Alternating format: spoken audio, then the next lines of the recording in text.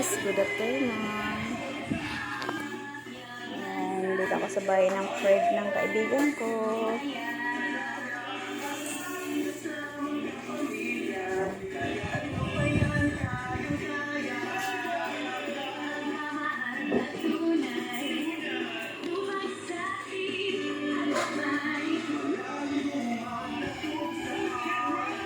Linis pag may time.